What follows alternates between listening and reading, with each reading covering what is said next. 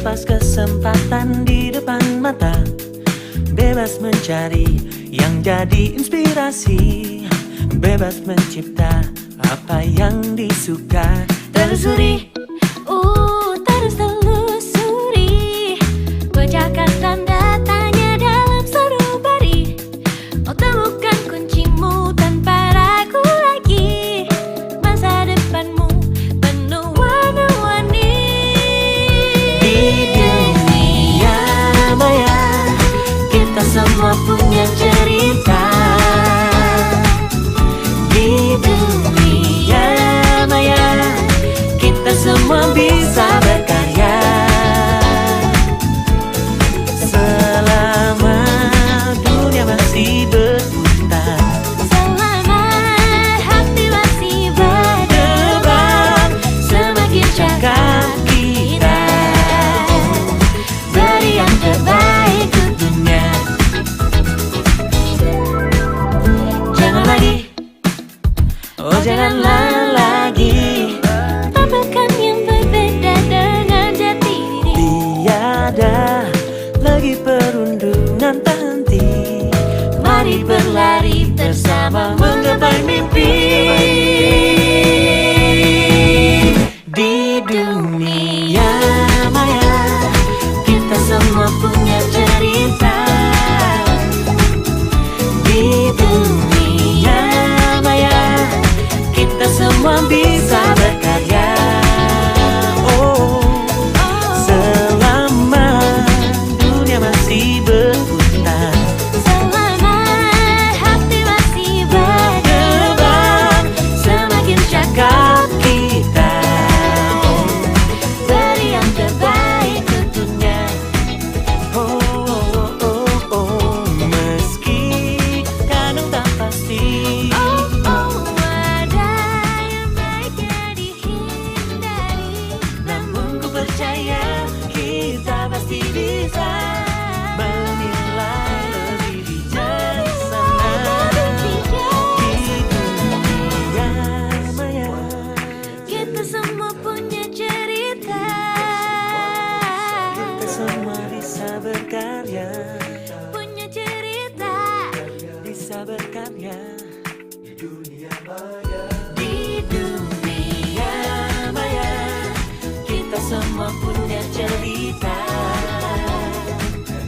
Di dunia maya kita semua bisa berkarya. Oh, selama dunia masih berputar, selama hati masih berdebar, semakin cakap kita beri yang terbaik tentunya. Kita pasti bisa beri yang terbaik ke dunia. Kita pasti bisa beri yang terbaik untuk dunia. Kita pasti bisa makin cakap bintang kita.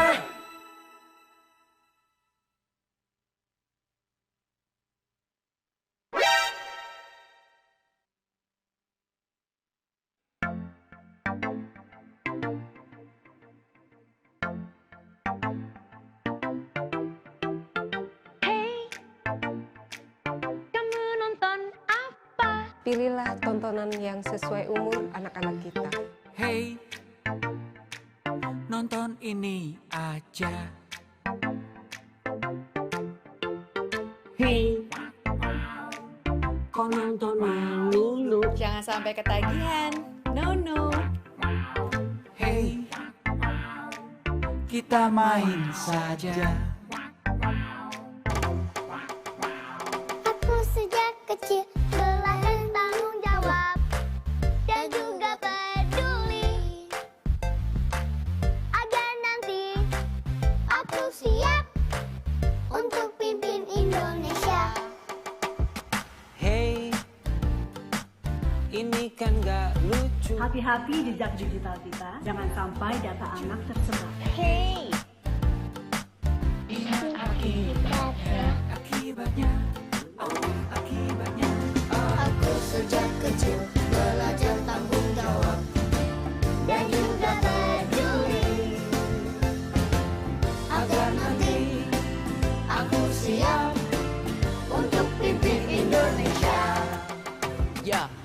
anak masa depan bangsa selalu jadi slogan di mana-mana. If we are the future, then you should make time. Don't just let internet mess with our mind. Punya gadget perlu tanggung jawab, pakai benar masa depan Oh yeah, mantap. how can we tell what is right by ourselves? Yo, mom and dad, we need help. Aku sejak kecil belajar tanggung jawab dan juga peduli, agar nanti aku siap untuk pimpin Indonesia. Aku sejak kecil belajar tanggung jawab dan juga peduli, agar nanti aku siap untuk pimpin Indonesia. Untuk pimpin Indonesia.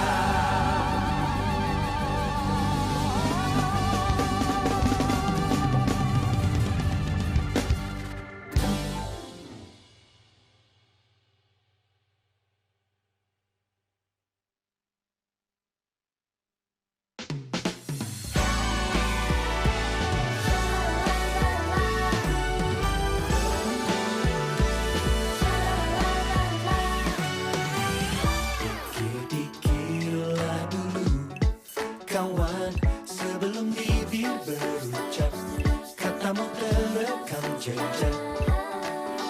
Jemarimu berdansa kawan, jangan kau salah berpijak. Pilihlah kata yang bijak.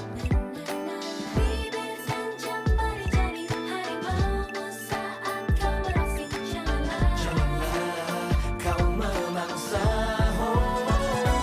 Hati-hati bicara, awas saja hati yang terluka. Kami mampu bermakna bila pilih kata. Ayo kawan semua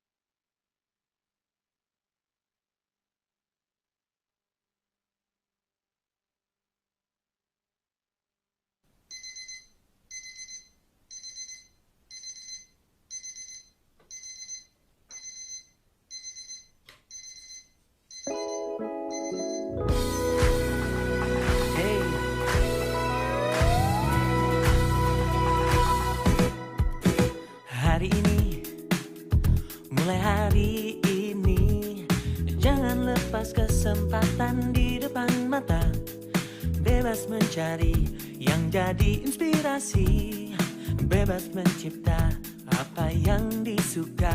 Telusuri, terus telusuri, bacakan tanda tanya dalam sanubari. Oh, temukan kuncimu tanpa ragu lagi. Masa depanmu penuh warna-warni. di dunia maya kita semua punya cerita. Di dunia maya kita semua bisa berkarya. Selama dunia masih berputar, Selama hati masih berdebar, semakin cakap kita beri yang terbaik dunia. Jangan lagi, oh janganlah lagi, tampilkan yang berbeda dengan jati diri. tiada lagi perundungan tak henti. Mari berlari bersama menggapai mimpi. Di dunia maya kita semua punya cerita. Di dunia maya kita semua bisa berkarya. Oh, selama dunia masih berputar, Selama hati masih berdebar, semakin cakap kita. beri yang terbaik tentunya. Meski kadang tak pasti, Ada yang baiknya dihindari. namun ku percaya kita pasti bisa menilai lebih bijaksana. Di dunia maya Kita semua punya cerita. kita semua bisa berkarya, Punya cerita. bisa berkarya. Di dunia maya kita semua punya cerita. Di dunia maya kita semua bisa berkarya. Oh, selama dunia masih berputar, selama hati masih berdebar, semakin cakap kita beri yang terbaik tentunya. Kita pasti bisa beri yang terbaik ke dunia. Kita pasti bisa jadi yang terbaik untuk dunia. Kita pasti bisa. Makin cakap bintang kita.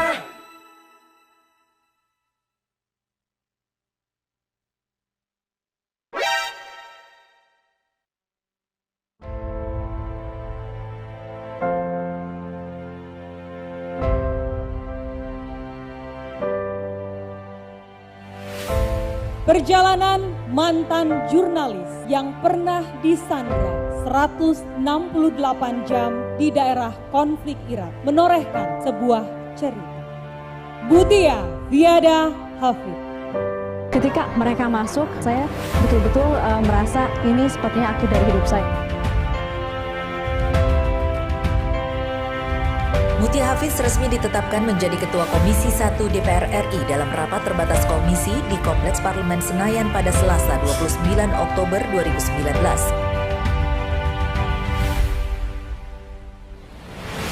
As a member of the People's Representative Council of the Republic of Indonesia,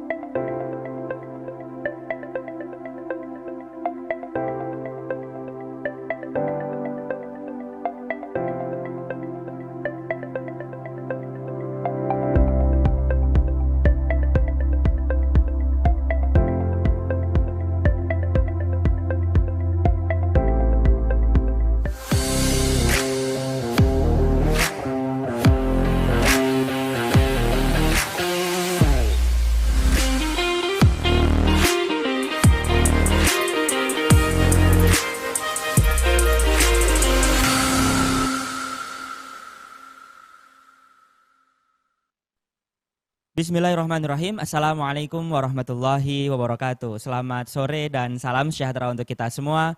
Shalom, Om Swastiastu, Namo Buddhaya, salam kebajikan.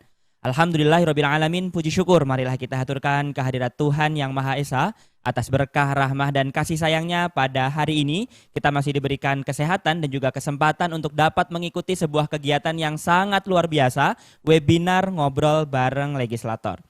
Perkenalkan, saya Syifa Nurda Mu'afa sebagai Master of Ceremony.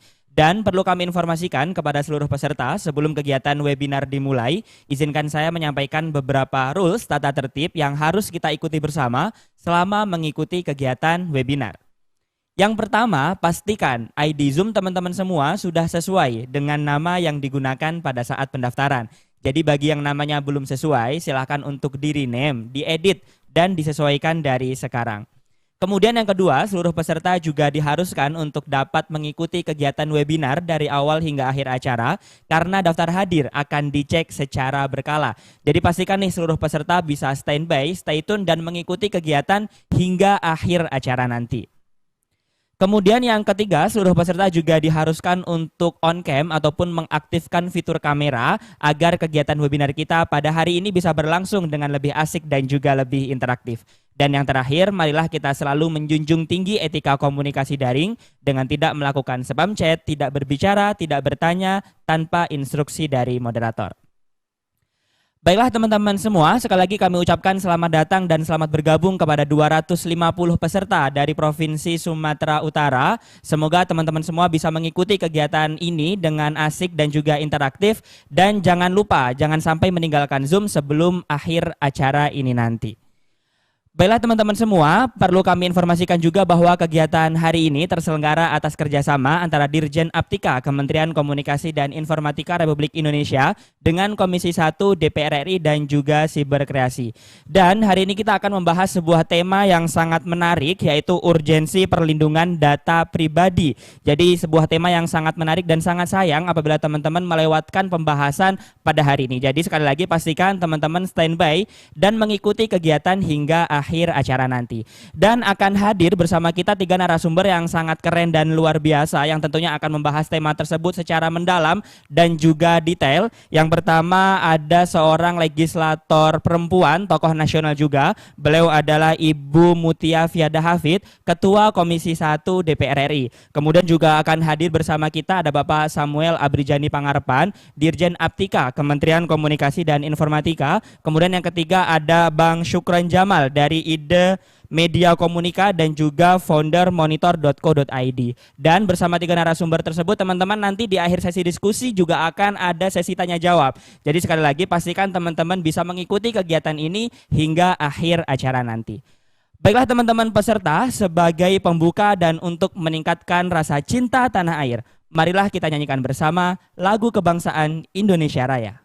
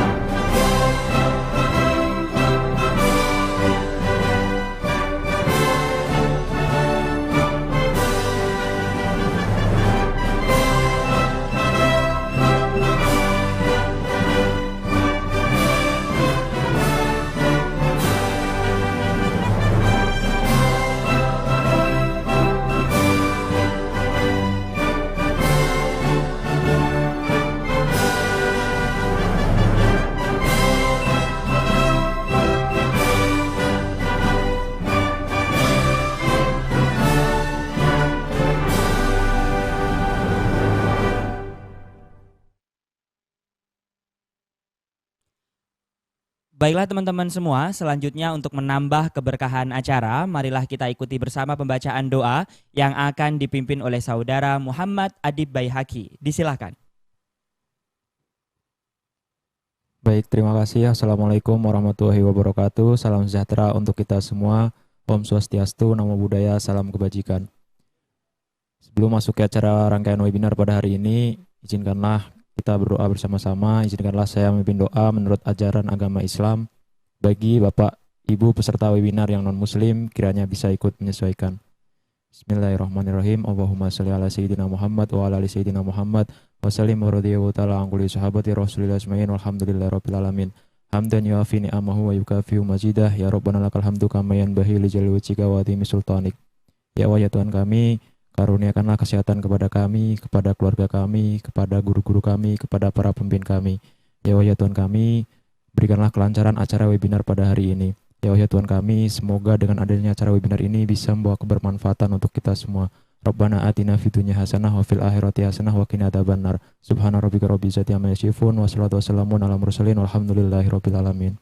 Terima kasih. Baik, terima kasih kepada saudara Muhammad Adib Baihaqi yang telah memimpin doa. Semoga dengan pembacaan doa tersebut, kegiatan kita pada hari ini bisa berlangsung dengan lancar dan sesuai dengan apa yang kita harapkan.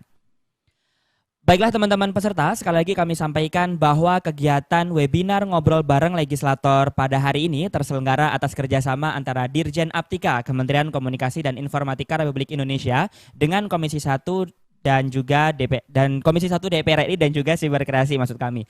Oke teman-teman semua, selanjutnya untuk menambah semangat dalam mengikuti kegiatan webinar kita pada hari ini, marilah kita saksikan bersama hiburan yang akan dibawakan oleh home band kita, Project Peanut. Selamat menyaksikan.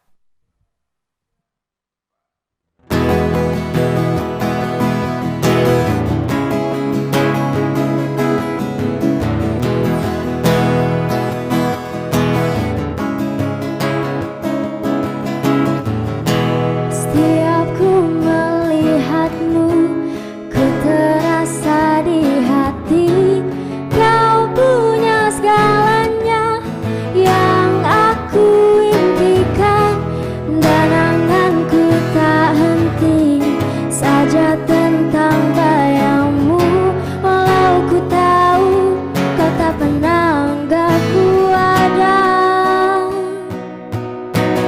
ku tak bisa menggapaimu, takkan pernah bisa.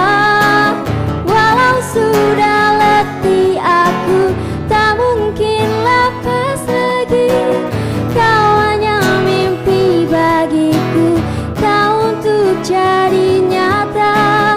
Dan segala rasa buatku harus padam dan berakhir.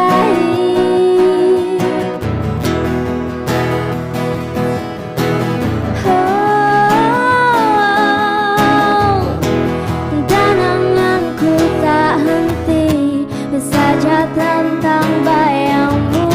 Walau ku tahu kau tak pernah anggapku ada, ku tak bisa menggapaimu, takkan pernah bisa. Walau sudah letih aku, tak mungkin lepas lagi. Kau hanya mimpi bagiku, tak untuk jadi nyata. Dan segala rasa buatmu harus padam dan berakhir.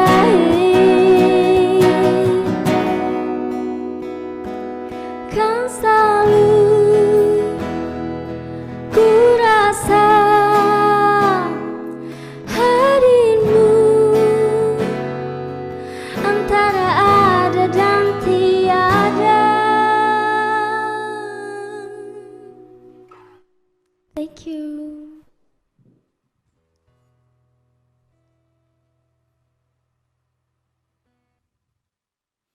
Oke, baik teman-teman semua, tadi sudah kita saksikan bersama penampilan hiburan dari home band kita hari ini yaitu Project Peanut. Jadi semoga semangat teman-teman semua dalam mengikuti kegiatan webinar kita hari ini bisa lebih semangat lagi ya, dan juga lebih antusias serta lebih interaktif dalam nanti mengikuti kegiatan webinar ngobrol bareng legislator hari ini.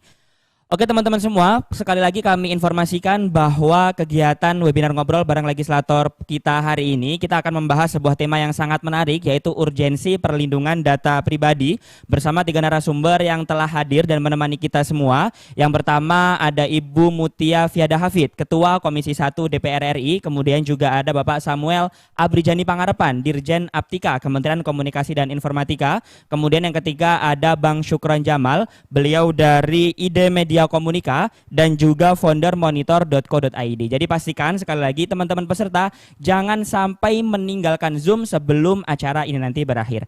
Dan yang akan memandu kegiatan webinar kita hari ini adalah kakak moderator kita, ada Mbak Fira Eka Anggraini. Saya coba menyapa Mbak Fira terlebih dahulu, apakah sudah terhubung? Selamat sore Mbak Fira. Hai, selamat sore Syifa. Apa kabar Mbak Fira? Sehat selalu pastinya ya. Syifa bagaimana kabarnya? Alhamdulillah kabar baik juga Mbak Fira. Ini Mbak Fira sudah ada 250 peserta dari Provinsi Sumatera Utara yang siap untuk menyimak pemaparan dari para narasumber. Jadi langsung saja waktu dan tempat kami persilahkan kepada Mbak Fira sebagai moderator. Silakan Mbak Fira. Baiklah, kami ucapkan terima kasih untuk kesempatannya Syifa selaku MC di acara sore hari ini. Assalamualaikum warahmatullahi wabarakatuh. Selamat bergabung untuk teman-teman yang sudah hadir khususnya di acara hari ini. Saya Fira Anggraini akan memandu berjalannya diskusi selaku moderator di sore hari ini khususnya untuk teman-teman yang sudah hadir dari 250 peserta dari Sumatera Utara. Selamat sore semuanya. Wow. Selamat datang di seluruh rangkaian acara ngobrol bareng legislator dengan tema yang kita angkat hari ini yaitu urgensi perlindungan data pribadi. Oke, tadi sudah disebutkan oleh Syifa di awal acara bahwa kita akan memulai sesi diskusi hari ini, di mana nantinya di akhir sesi ini kami persilakan untuk teman-teman yang sudah bergabung untuk bisa menanyakan sebuah pertanyaan untuk narasumber kita yang sudah hadir pastinya, yaitu yang pertama tadi sudah disebutkan juga ada Ibu Mutia Fiada Hafid selaku Ketua Komisi 1 DPR RI, dan juga nanti akan diberikan paparan oleh Bapak Samuel A. Pangarepan BSC selaku Dirjen Aplikasi Informatika. Yang sudah hadir juga dalam studio ada Bapak Syukron Jamal selaku ID Media Komunika dan juga founder monitor.co.id dan juga YouTube channel. Bapak Syukron, selamat sore. Sore. Oke, bagaimana kabarnya di sore hari ini? Sudah siap berbagi informasi? Alhamdulillah baik Mbak Fira, terima kasih. Baik. Selamat sore teman-teman semuanya. Sore, kayaknya sudah pada siap nih Pak Syukron untuk bisa mendengarkan informasi-informasi dari ketiga narasumber yang sudah hadir. Dan pastinya juga selama acara berlangsung hingga selesai nanti kami mengundang kepada seluruh teman-teman yang hadir untuk bisa menyalakan kameranya dan juga nanti kami perbolehkan juga untuk bisa bertanya langsung untuk menekan fitur raise hand yang sudah tersedia di aplikasi Zoom. Baik, tanpa menunggu lama lagi kita akan beralih ke narasumber yang pertama.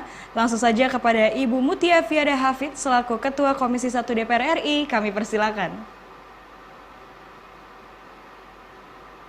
Ya, terima kasih moderator dan juga terima kasih Kementerian Komunikasi dan Informatika karena hari ini kita kembali bekerja sama dengan Komisi 1 untuk menghadirkan topik yang sangat penting yaitu tentang pentingnya atau urgensi dari perlindungan data pribadi di ruang digital. Kebetulan hari ini yang hadir adalah sebagian besar teman-teman pelajar dan mahasiswa serta mahasiswi yang adalah sebagian besar dari pengguna internet di Indonesia dan karena itu penting sekali untuk kemudian memahami bagaimana kita perlu untuk menjaga data-data digital kita selama kita berselancar di internet. Jadi saya minta mungkin dibantu, mohon maaf salam hormat saya juga kepada para narasumber yang hadir dan mudah-mudahan nanti kita bisa berinteraksi setelah sesi penyampaian masing-masing. Saya ingin langsung ke slide pertama yang akan menampilkan tentang ruang digital itu apa dulu ya. Jadi teman-teman untuk kita pahami dulu ketika kita bicara perlindungan data pribadi di ruang digital, apa itu ruang digital? Nah, ruang digital adalah wadah baru bagi masyarakat untuk berinteraksi dengan menggunakan teknologi informasi dan komunikasi. Ruang ini merupakan hasil dari transformasi digital.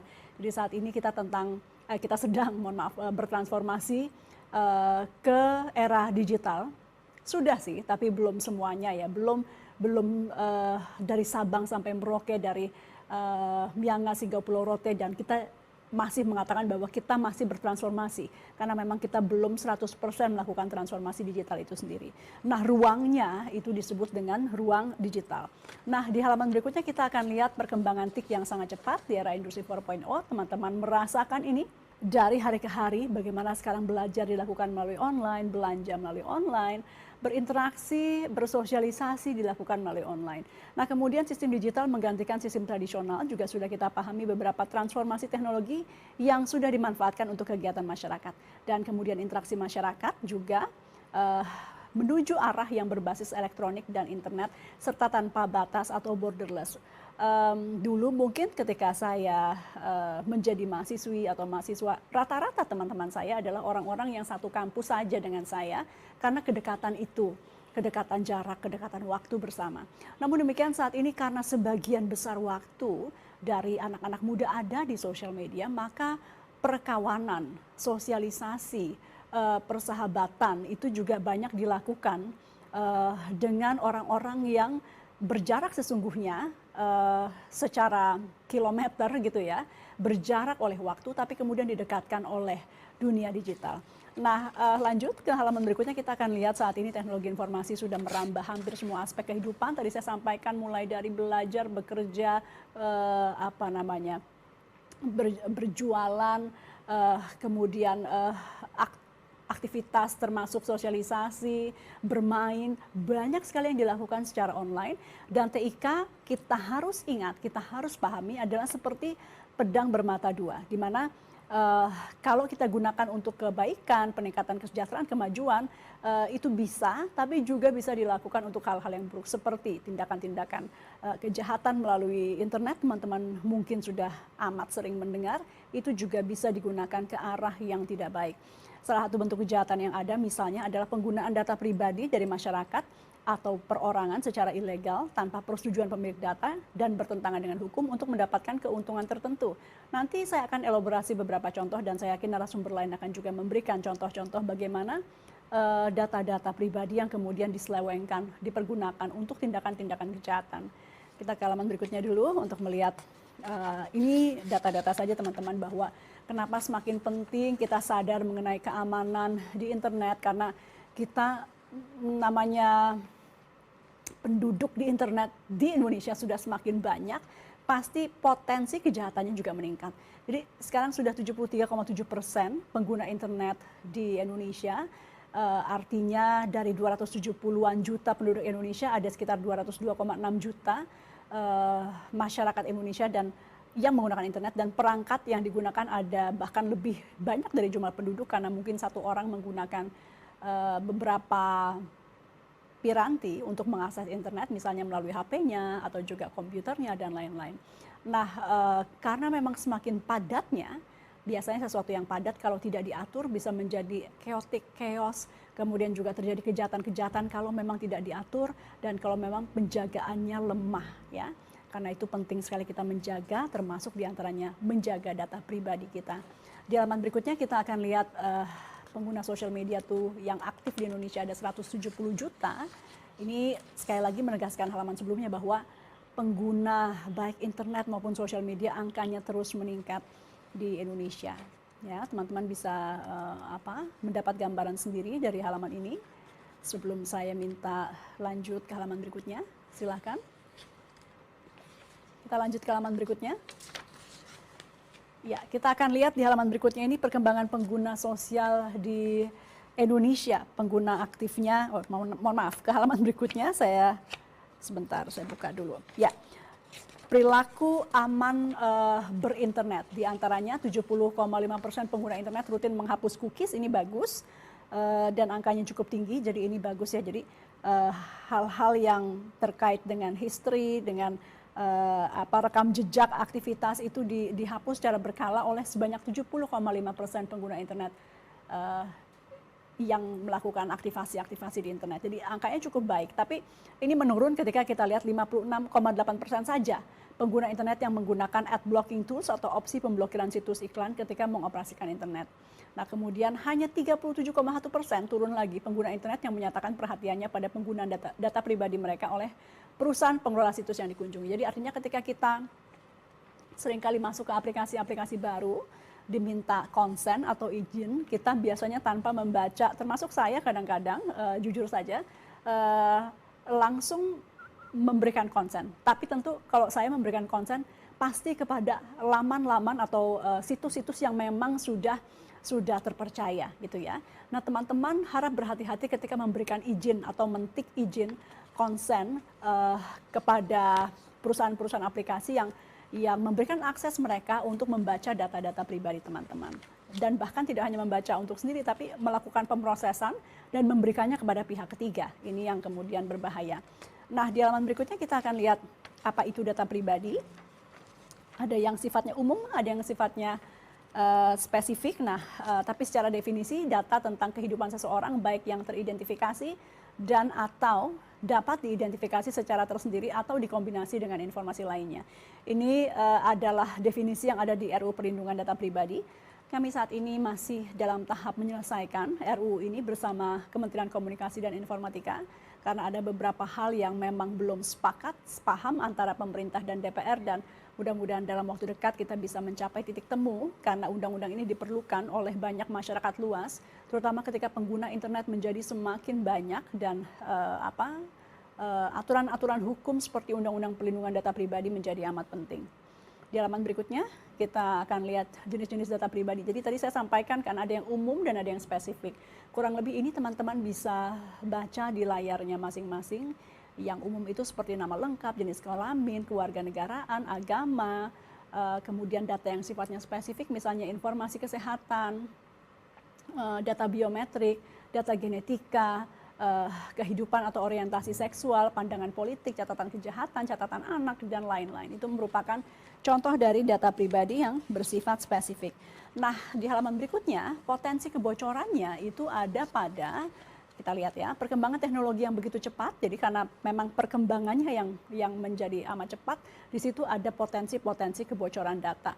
Misalnya pengembangan kota pintar, smart city, e-government, e-commerce. Nah, mungkin ini yang paling sudah banyak digunakan di Indonesia. Ketika kita berbelanja, kita memberikan data, dan kalau satu orang saja yang memberikan data sih tidak apa-apa. Tapi kan Indonesia itu dikenal sebagai pengguna internetnya 88% itu menggunakan e-commerce atau berbelanja melalui online, sehingga artinya data-data dari hampir 200 juta pengguna internet di Indonesia itu berseliweran di dunia maya, khususnya di bidang e-commerce, dan ini yang menjadi ada potensi kebocoran. Kemudian Eratik saat ini di bawahnya ini meningkatkan potensi terjadinya kebocoran data. Kita lihat misalnya di berita-berita media massa di mana ada kebocoran data pribadi yang telah mencapai angka lebih dari 100 juta yang diperjualbelikan, kemudian kebocoran data pada pasien COVID-19, data KPU, data konsumen Bhinneka, konsumen Bukalapak, konsumen Tokopedia. Saya tidak menyebutkan brand saja ya, jadi ini tidak hanya terjadi pada brand-brand ini saja, supaya tidak memberatkan atau mendelegitimasi brand-brand ini, tapi terjadi di banyak sekali toko-toko online seperti mereka. Jadi tidak hanya terjadi pada perusahaan-perusahaan ini, tapi banyak lagi perusahaan-perusahaan lain. Ini cuman beberapa contoh yang kita tampilkan saja. Nah, kita juga akan lihat di halaman berikutnya bahwa untuk kebocoran data pribadi, insidennya survei dari Kaspersky pada 2020 ya, jadi artinya tahun lalu sebanyak 15.000 lebih konsumen disurvei dari 23 negara dan tidak terkecuali dari Asia Pasifik. Jadi kita juga ada di sini bagian dari yang disurvei. Beberapa kebocoran data pribadi dikarenakan misalnya akun yang diakses tanpa izin ada 40%, pengambil alihan perangkat secara ilegal, misalnya dicuri perangkatnya kemudian di-hack gitu ya. Diambil alih perangkatnya itu 39%, pencurian data dan penggunaan data rahasia 31%, data pribadi yang diakses oleh seseorang tanpa persetujuan 20%, 40% konsumen dari APAC atau Asia Pasifik menghadapi insiden kebocoran informasi pribadi yang diakses oleh orang lain tanpa persetujuan, dan lebih dari 5 dari 10 pengguna online di Asia Pasifik menyatakan keprihatinan yang sama dalam hal menjaga kehidupan virtual dan fisik. Dan akhirnya kalau 5 dari 10 kan lebih dari 5 dari 10, artinya lebih dari 50% pengguna internet itu juga mulai menyatakan prihatin terhadap hal-hal seperti ini. Nah, kasus penyalahgunaan dan kejahatan data pribadi yang terjadi di Indonesia antara lain jual beli data pribadi, tadi saya sudah sampaikan, penggelapan rekening nasabah, penipuan menggunakan data pribadi milik orang lain. Teman-teman sempat dengar pinjol ya, itu kalau tidak yakin betul jangan sampai melakukan peminjaman lewat online.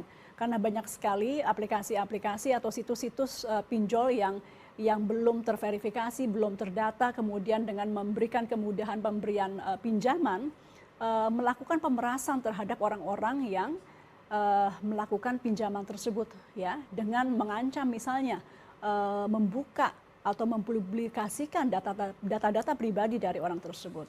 Jadi ada banyak sekali contoh-contoh kejahatan di dunia maya. Berikutnya kita lihat Undang-Undang Perlindungan Data Pribadi karena ini sedang dibahas. Ini adalah amanah konstitusi yaitu Undang-Undang Dasar 1945, ibu dari segala undang-undang. Artinya dia harus diselesaikan karena memang dia menjadi bukan hanya keinginan DPR ataupun keinginan pemerintah, ini adalah undang-undang yang diinisiasi oleh pemerintah, tapi yang paling utama dia adalah tugas konstitusi, tugas yang diberikan oleh pendiri negara ini ketika melahirkan Indonesia, bahwa hak pribadi, hak kenyamanan pribadi, perlindungan pribadi dari orang atau manusia-manusia di Indonesia itu harus dilindungi. Jadi PDP ini menjadi salah satunya. Bunyinya seperti ini, teman-teman bisa baca sendiri ya, setiap orang berhak atas perlindungan diri pribadi, keluarga, kehormatan, dan lainnya. Jadi ini tertera betul di Undang-Undang Dasar 1945. Kita ke halaman berikutnya. Ini panduan singkat aja, teman-teman bisa baca secara detail dan ada banyak sekali panduan singkat, ini hanya sebagai contoh saja dan nanti saya yakin sekali narasumber-narasumber lain akan menambahkan, diantaranya lindungi semua perangkat dari virus, hindari menggunakan jaringan hotspot wifi yang gratis, wifi publik. Jikapun harus, saya memahami ini banyak mahasiswa-mahasiswi, gunakanlah yang menggunakan atau memiliki juga password atau kata-kata kunci, kalau tidak itu terlalu beresiko, karena bahkan kata kuncinya saja tidak ada gitu ya. Jadi artinya sebuah ruangan yang tidak dikunci. Teman-teman bisa membayangkan ya, kalau di rumah teman-teman tidak dikunci, maka di situ pasti potensi kejahatannya lebih tinggi. Kemudian gunakan kata sandi yang kuat, perbaharui secara periodik. Teman-teman sudah pahami, sudah tidak zamannya menggunakan kelahiran, hari kelahiran pribadi, hari kelahiran pacar, hari kelahiran suami, hari kelahiran orang tua, dan lain-lain. Itu menjadi sesuatu yang dianggap tidak lagi aman, karena untuk mendapatkan hari ulang tahun teman-teman saja mudah sekali ya sekarang dengan beredarnya informasi-informasi di internet. Nah, buat data cadangan di seluruh informasi penting, jadi ada backup, kemudian pastikan perangkat terupdate keamanannya dengan melakukan pembaruan keamanan secara teratur. Memang agak lama, memang agak memerlukan waktu, tapi ini untuk keamanan bersama tentu menjadi hal yang penting. Di halaman berikutnya kita lihat dari sisi pemerintah, Menko Perekonomian Bapak Erlangga Hartarto menyampaikan bahwa Lembaga Perlindungan Konsumen memiliki peran yang sentral dalam memastikan pemenuhan hak konsumen pada masa pandemi, dan pemerintah berperan melindungi konsumen. Sekali lagi, pemerintah memiliki peran untuk melindungi konsumen serta pelaku usaha barang jasa untuk memberikan jaminan mutu, jumlah, dan keamanan barang dan jasa. Pemerintah akan terus memastikan tersedianya saluran pengaduan, penanganan, dan juga penyelesaian sengketa konsumen. Jadi ini jaminan, teman-teman, jaminan bahwa pemerintah juga ada untuk juga memberikan perlindungan terhadap konsumen. Baik, kita ke halaman berikutnya. Dari sisi Komisi 1, kalau tadi kan dari sisi pemerintah, dari sisi Komisi 1 diantaranya komitmen yang terkait dengan komunikasi dan informatika adalah menyelesaikan Undang-Undang Perlindungan Data Pribadi, tadi saya sudah sampaikan ya. Kemudian yang kedua, menekankan pentingnya peran strategis pengendali data, baik sebagai data controller maupun data prosesor. Maka dari itu setiap badan ataupun lembaga yang melakukan pemrosesan data pribadi dan pengendalian data pribadi perlu memastikan beberapa hal. Ini teman-teman bisa baca sendiri. Jadi artinya ada standar minimal yang dimiliki oleh sebuah pengendali data, mereka yang juga mengambil data atau meminta data dari teman-teman sebagai pengguna sebuah aplikasi, mereka harus comply atau harus memiliki standar-standar yang minimal seperti ini. Ada 1, 2, 3, 4, silahkan pahami satu persatu. Kemudian Komisi 1 juga berkomitmen untuk mendorong pentingnya perlindungan data pribadi bagi generasi muda Indonesia melalui edukasi dan sosialisasi. Seperti yang kita lakukan hari ini sebetulnya adalah edukasi dan sosialisasi untuk teman-teman bisa memahami, karena katanya anak-anak muda tuh cenderung untuk ya berbeda-beda ya. Anak-anak muda sekarang susah sekali mengeneralisir anak-anak muda saat ini, karena anak-anak muda saat ini, dan ini saya senang sekali melihatnya, kaya, beragam, bervariasi. Ada yang betul-betul peduli dengan perlindungan data pribadinya dan sangat privat, tapi ada juga yang dengan gegap gempita, sukacita, tidak terlalu peduli terhadap keamanan dirinya, jadi memberikan data-data pribadi dengan senang hati dan bersukacita gitu, hanya untuk memasuki satu aplikasi baru. Itu mungkin yang perlu dipahami, karena toh merasa mungkin toh data pribadinya sudah diketahui banyak orang dan lain-lain. Tapi teman-teman, apa yang menjadi penting juga dipahami, ini yang terkait dengan juga komitmen saya atau Komisi 1 yang paling bawah, untuk mendorong pemerintah meningkatkan keamanan siber dan juga turut mendorong kerjasama global memperkuat keamanan siber.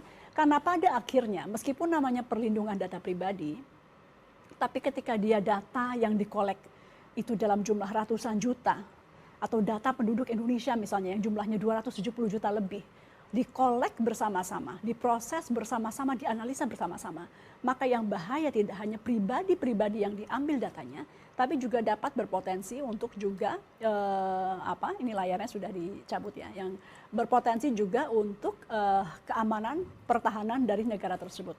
Misalnya akan sangat mudah membaca orang Indonesia suka warna apa, karena semua data-data pembelanjaannya diproses, dianalisa. Kemudian orang Indonesia kemampuan spending uangnya berapa.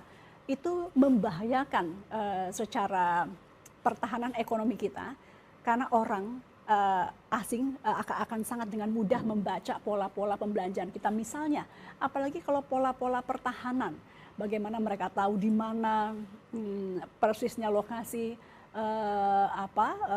kekuatan-kekuatan militer kita misalnya, dan banyak hal lain. Jadi banyak sekali penyalahgunaan data yang dampaknya tidak hanya kemudian dirasakan oleh pribadi, tapi kita bersama sebagai bangsa dan negara. Saya ingin ingatkan itu saja sebelum saya akhiri. Setiap memberikan konsen tik atau izin itu tidak hanya terhadap diri kita, tapi terhadap dampaknya terhadap lingkungan kita, keluarga kita paling utama ya, kemudian juga lingkup terdekat kita, dan bahkan lingkup negara. Mungkin dari saya itu sebagai pemantik diskusi. Terima kasih. Billahi taufiq wal hidayah. Wassalamualaikum warahmatullahi wabarakatuh. Saya kembalikan kepada moderator. Waalaikumsalam warahmatullahi wabarakatuh. Kami ucapkan terima kasih kepada Ibu Mutia atas paparan materinya di sore hari ini, bahwa yang sudah disampaikan beliau banyak sekali tentang perlindungan data pribadi. Kemudian tadi juga sudah dibahas apa sih ruang digital itu teman-teman, dan kemudian lalu mengapa kita harus bisa menjaga data-data digital kita, dan juga tingginya perkembangan penggunaan internet khususnya media sosial di Indonesia saat ini.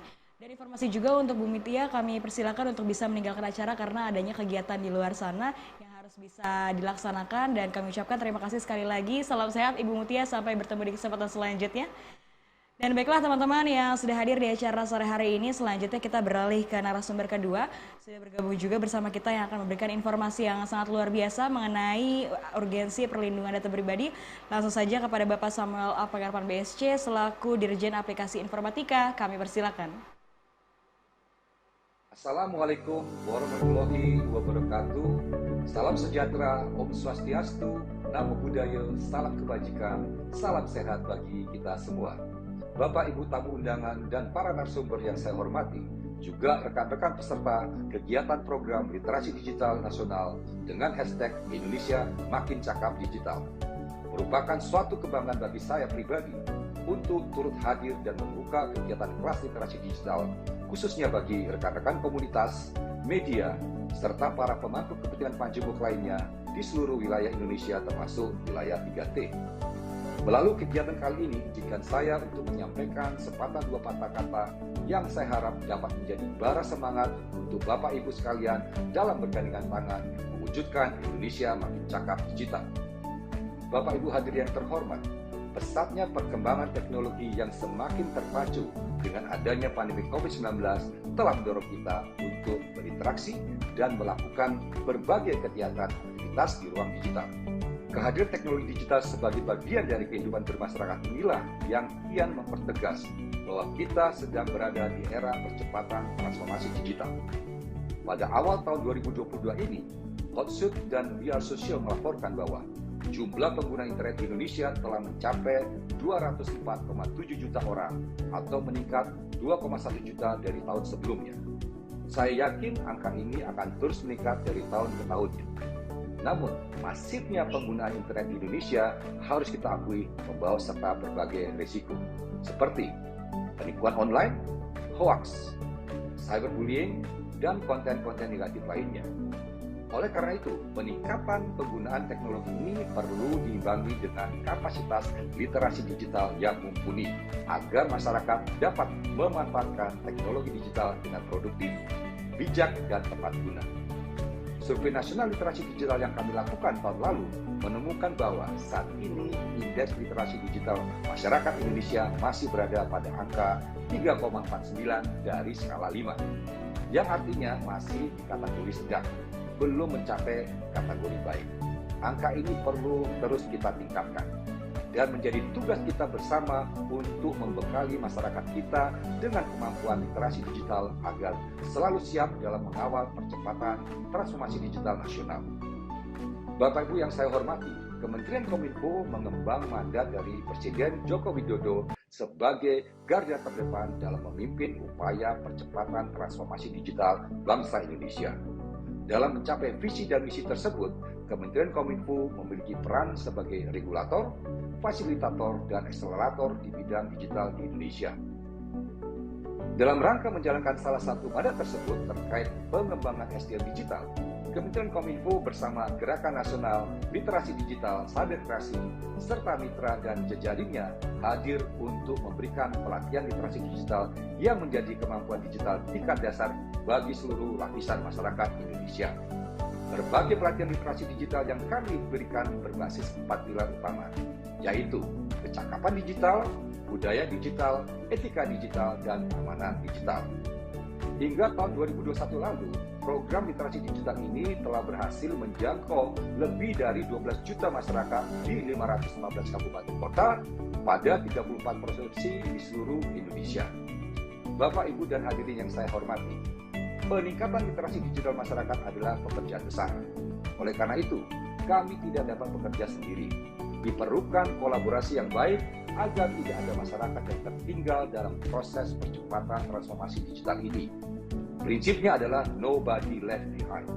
Untuk itu, apresiasi saya ucapkan kepada semua pihak yang telah bekerja sama dalam menyelenggarakan kelas literasi digital pada hari ini. Saya berharap kegiatan ini dapat mendorong terciptanya talenta-talenta digital baru di Indonesia yang lebih berkualitas dan siap dalam membantu mewujudkan Indonesia Digital Nation. Demikian sambutan yang dapat saya sampaikan. Selamat mengikuti kegiatan, tetap semangat, dan semoga Tuhan Yang Maha Esa menyertai langkah kita bersama dalam memajukan Indonesia. Indonesia terkoneksi, semakin digital, semakin maju. Salam literasi digital. Wassalamualaikum warahmatullahi wabarakatuh. Om Santi Santi Santi.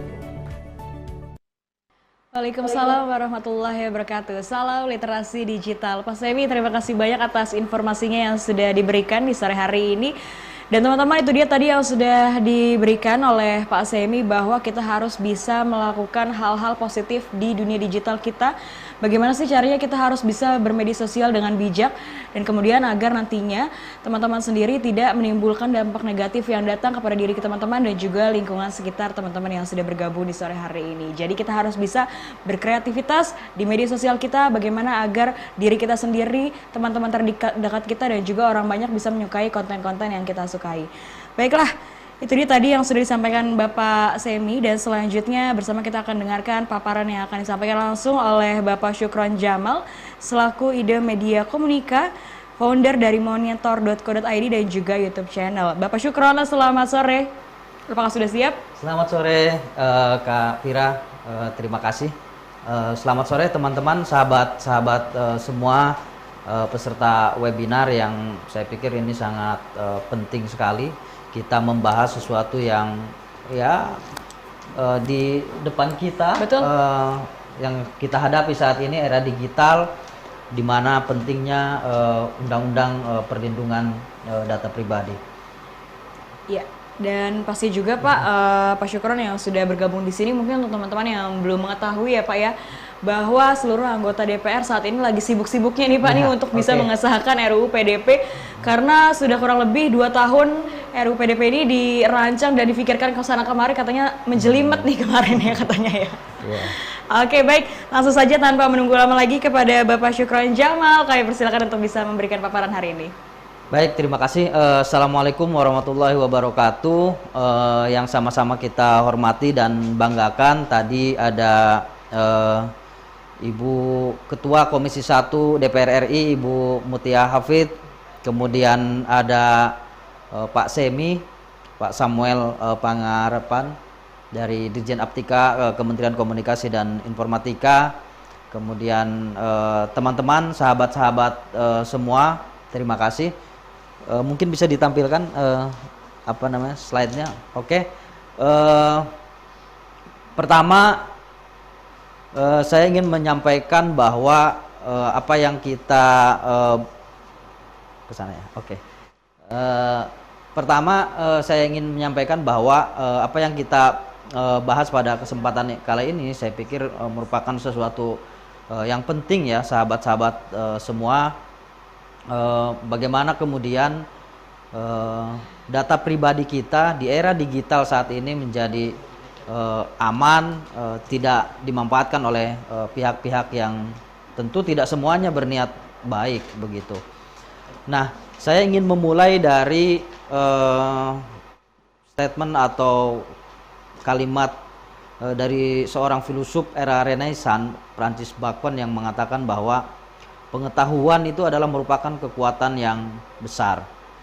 Artinya apa? Bahwa siapa yang hari ini menguasai informasi, menguasai seluk-beluk tentang sesuatu hal, maka ya dia punya potensi untuk menguasai dalam tanda kutip dunia ini.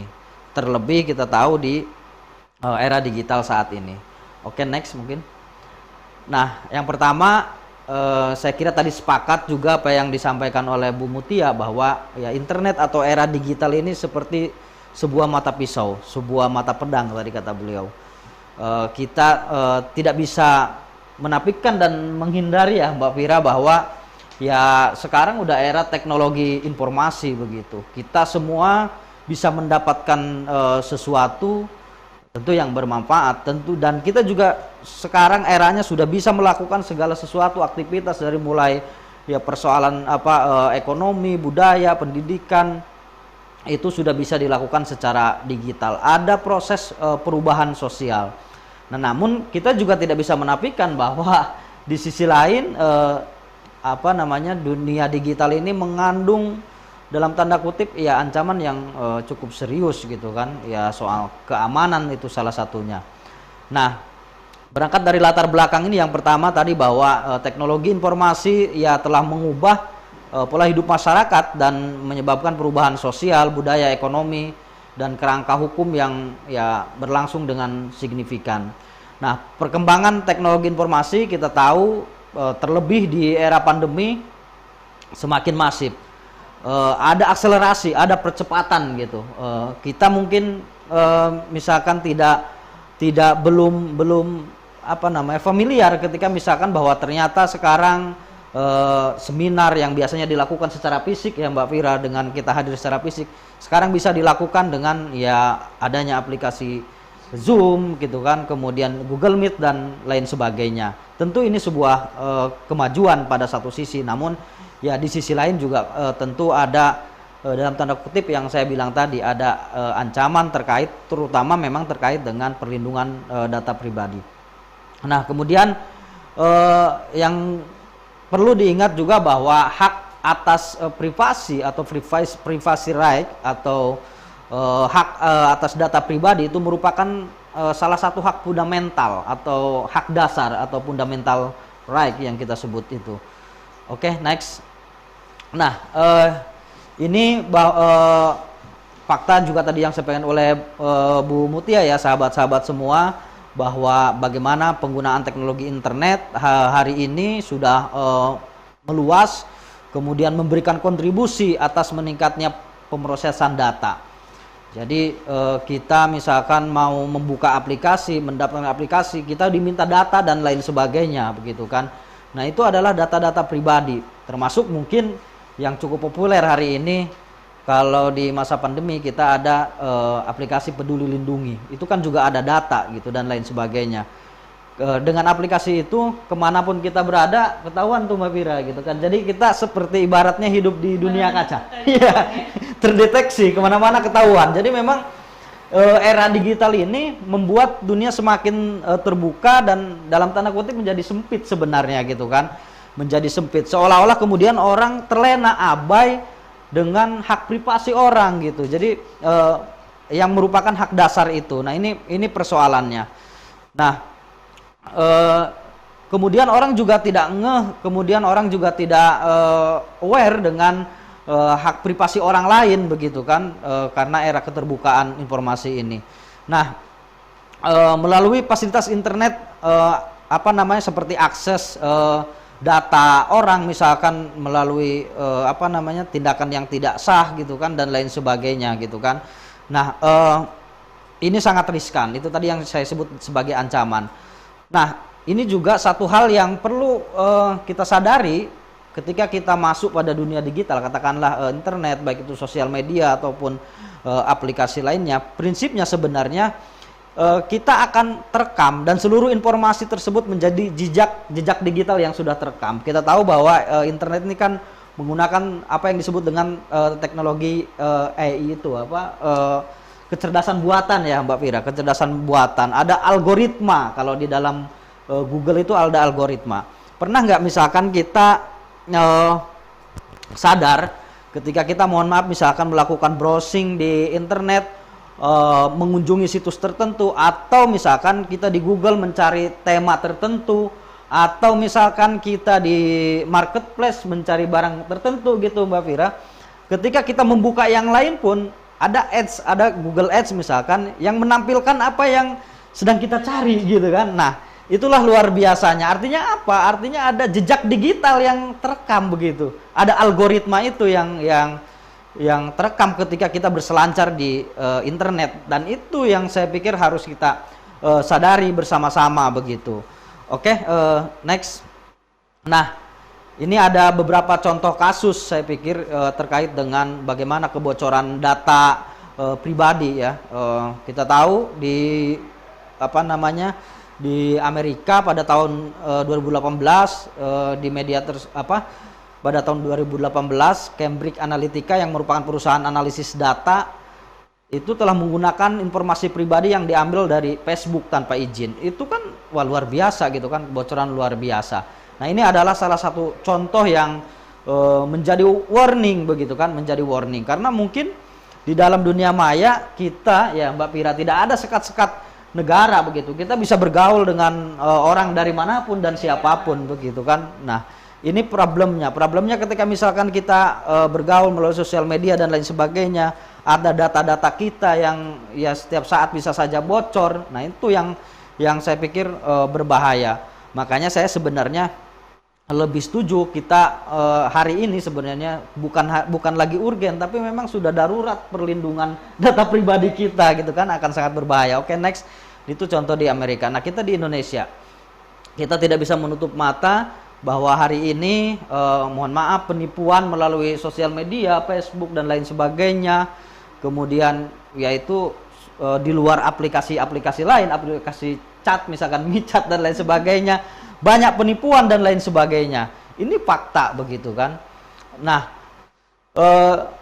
kita juga misalkan pernah mengeluhkan misalkan ketika handphone kita, telepon kita berbunyi dari nomor yang tidak dikenal begitu kan. Wah, nomornya serius Mbak Fira gitu kan. Wah, ini siapa? Kalau kita nggak angkat misalkan takut penting, kalau diangkat ternyata misalkan kita ditawarkan kartu kredit, tawarkan asuransi dan lain sebagainya gitu kan. Pertanyaannya kemudian dari mana nomor kita bisa tersebar dan lain sebagainya. Nah, untuk itu saya pikir inilah kondisi bahwa perlindungan data pribadi, data-data kita itu memang sudah sangat darurat gitu, sudah sangat penting gitu. Harus ada produk hukum yang mengatur ini gitu kan. Ya walaupun sudah ada gitu kan, tapi secara teknis itu kan belum diatur gitu. Nah, Itu ya. Kemudian kita juga tahu misalkan kasus yang ramai kemarin, public figure kita misalkan dengan seorang anggota DPR karena datanya dibocorkan gitu kan, kemudian berujung pidana dan lain sebagainya. Nauzubillah, jangan sampai kita seperti itu. Itu artinya kan bahwa ya ada ancaman yang cukup serius. Next. Nah, ini soal hak privasi. Sebelum ke situ, saya pikir ada problem juga yang cukup serius bahwa pengguna internet kita mungkin saya tidak punya data secara presentasi, tapi umumnya memang mereka tidak sadar kadang mengupload gitu Mbak Pira, data-data pribadi. Misalkan kita sering menemukan misalkan orang yang upload kartu keluarga atau KTP di Facebook. Nah, ini saya ingatkan di forum ini pada teman-teman semua, yaitu jangan sampai kita melakukan itu berbahaya, itu termasuk data pribadi kita gitu kan. Itu bisa dimanfaatkan oleh pihak-pihak yang tidak bertanggung jawab begitu kan. Ya KTP misalkan, ya bisa saja mungkin data kependudukan kita KTP ada NIK di situ dan lain sebagainya yang dipakai untuk apapun, ya bisa ya misalkan dipakai untuk aplikasi pinjaman online dan lain sebagainya. Nanti tiba-tiba kita ada yang nagih kan, pinjam padahal nggak pinjam dan lain sebagainya begitu. Nah, pelanggaran-pelanggaran yang cukup dan kita rasakan faktanya misalkan kalau sekarang mungkin alhamdulillah sudah berkurang. Ketika misalkan kita menerima SMS atau WA, dulu misalkan ada teman kita yang meminjam tapi kemudian WA atau menagih ke kita, memberitahukan ke kita gitu kan. Artinya apa? Bahwa data itu riskan. Artinya kan berarti siapa yang sering berkomunikasi dengan teman kita itu yang berurusan dengan pinjol dan lain sebagainya. Ini fakta gitu kan, faktanya seperti itu. Nah, kita kembali pada soal hak privasi, pendekatan dalam perlindungan hak privasi warga negara. Jadi terdapat 3 pendekatan hak privasi warga negara di era ekonomi digital ini, di era digital ini saya pikir. Nah, pendekatan yang pertama itu adalah aspek hukum, teknologi, dan etika. Jadi 3 aspek ini penting. Bahwa terkait dengan hak privasi, perlindungan data pribadi itu ada aspek hukum, kemudian ada aspek teknologi yang tadi juga saya sampaikan, teknologi informasi, dan ada aspek etika gitu kan. Nah, etika apa saja? Misalkan ya hal-hal yang bersifat pribadi jangan diumbar di sosmed gitu. Jangan diumbar di sosmed yang sifatnya ya sangat-sangat pribadi gitu kan. Nah, apa saja nanti kita akan bahas di sini. Nah, di Eropa sendiri, di European Charter of Human Rights dan di ASEAN Human Rights telah mengakui hak atas perlindungan data pribadi sebagai jenis hak asasi manusia. Nah, ini hak privasi atau hak termasuk hak atas data pribadi itu merupakan hak asasi manusia. Jadi kita tidak boleh sembarangan gitu kan memberikan, mengumbar gitu kan ke ruang digital, dunia maya yang yaitu ruang sosial gitu kan, ruang media sosial. Namanya juga media sosial, bukan media pribadi, artinya orang bisa mengakses gitu kan. Next, nah ini terkait dengan perlindungan data pribadi, kaitannya dengan hak privasi. Nah, pentingnya perlindungan data pribadi adalah tujuannya untuk memastikan bahwa data pribadi seseorang atau data pribadi kita yang terkumpul digunakan sesuai dengan tujuan pengumpulan sehingga tidak terjadi penyalahgunaan data. Saya pikir kita juga perlu kepastian hukum dan kepastian jaminan akan data kita yang kita storekan misalkan, atau data kita yang kita masukkan di katakanlah di berbagai aplikasi gitu kan. Ya kita tahu hari ini misalkan serba digital, daftarnya kita masukkan KTP lah atau foto wajah dengan KTP dan lain sebagainya. Nah, ya itu kita kan perlu jaminan gitu bahwa data-data kita itu tidak akan bocor. Walaupun misalkan tadi yang disampaikan oleh Bu Mutia, aplikasinya sudah terdaftar resmi, berizin dan lain sebagainya. Nah, akan lebih riskan lagi kalau aplikasinya atau platformnya misalkan ya tidak terdaftar dan lain sebagainya. Ini jadi masalahnya jadi akan semakin ruwet kalau kayak gitu Mbak Pira.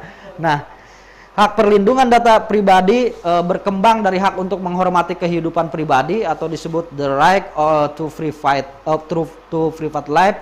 Nah, konsep kehidupan pribadi berhubungan dengan manusia sebagai makhluk hidup. Nah, kita tahu bahwa ya kita sebagai manusia selain sebagai makhluk sosial, kita juga makhluk individual gitu. seterbuka-terbukanya era hari ini, tetap saya pikir kita juga butuh ruang-ruang privasi ya Mbak Fira ya. Ya butuh ruang-ruang untuk kita, ya bahasa orang sekarang me time lah kira-kira seperti itu. Nah bayangkan kalau ruang-ruang itu sudah tidak ada gitu kan, nah, bahaya juga kehidupan kita. Jadi makanya saya kembali mempertegas bahwa hari ini sudah pada darurat perlindungan data pribadi.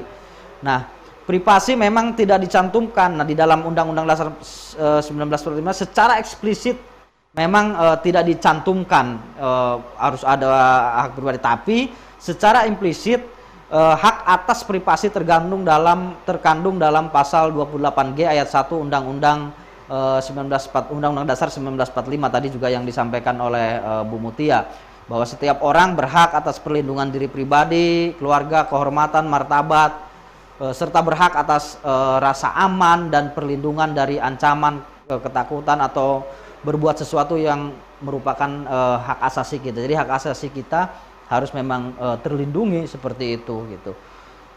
Oke, next. Nah ini jaminan akan hak privasi, ada undang-undang, tapi memang bahwa hari ini ya kita tahu perkembangan pesat era digital pada era tahun 2000-an, tapi undang-undang yang menyinggung soal hak asasi manusia dan privasi kan di kita baru ada di tahun sebelumnya. Artinya perlu diperbaharui melalui undang-undang turunannya, undang-undang perlindungan data pribadi itu. Nah kemudian sementara kalau di Uni Eropa sudah lebih maju lagi, mereka sudah punya the European Union Directive, itu diperkenalkan tahun 95. Oke, next.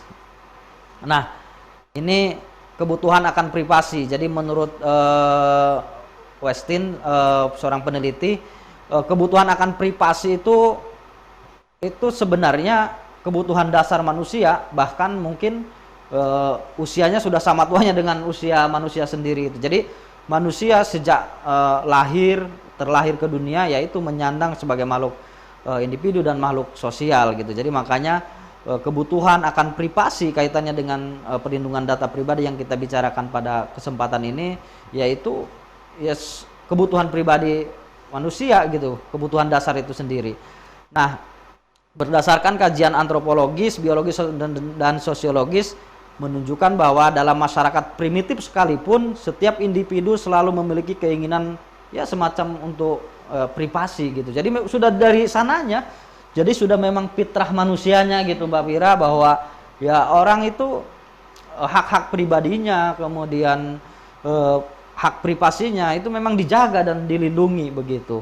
Nah oleh karenanya hampir semua masyarakat baik yang primitif, terlebih kita yang katanya masyarakat modern itu memiliki teknik, memiliki cara untuk bagaimana mengatur jarak dan menghindari kontak dengan orang lain untuk menetapkan batasan fisik dan tujuan menjaga privasi kita gitu.